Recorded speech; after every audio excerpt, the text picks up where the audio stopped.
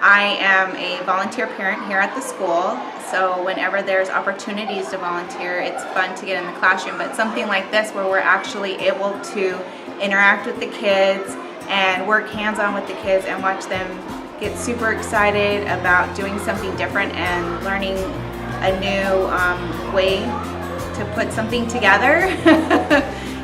It's really exciting to come in, and I look forward to coming in every week and helping them out.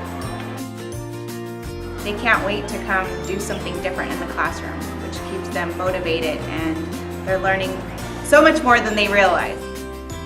You see them not giving up. They're not just throwing their hands and say, I can't do this, because they're seeing the end result. They're seeing other kids' baskets come together.